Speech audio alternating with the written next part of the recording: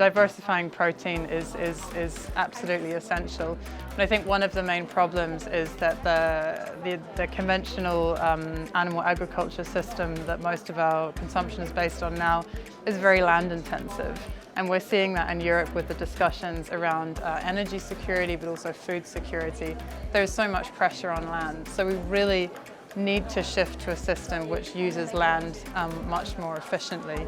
And for the couple of examples, we know that with plant-based meat, we can use up to 93% less land, and then cultivated meat up to 90% less land. So diversifying protein will allow us to use that land in different ways and make Europe more sustainable across a number of factors, not just across food. There are two things that Europe should focus on.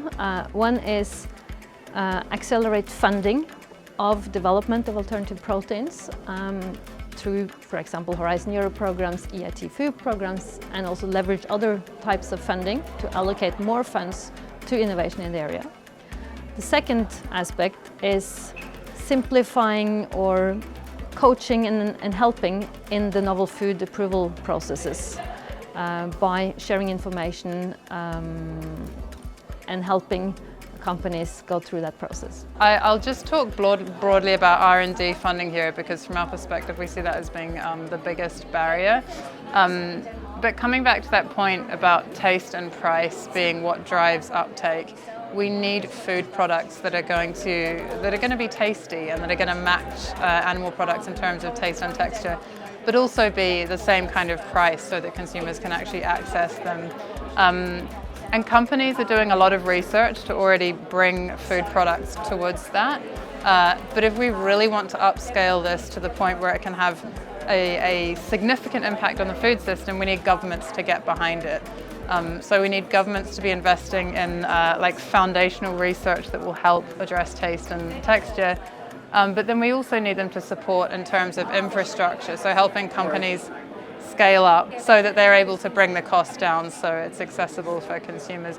And I mean, there's countries in Europe who are really leading on this. We have the Netherlands or Denmark, Finland, for example.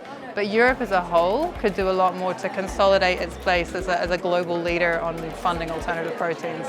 I would say that we are at a moment of transition that requires never before seen openness and agility. Openness to facilitate exploration and experimentation, and agility to foster quick learning and course corrections, as we only have few harvests left before it's too late. Europe is at the forefront of climate transition, and it has the largest and the most varied territory, with also the deepest experience of food and a unique set of technical experts and business actors that we can imagine in the food system. We really want to build on these strengths while also adding more flexibility and entrepreneurship to increase the contribution of all actors we can have to make food better, but also better food in the future. Thus, openness and agility.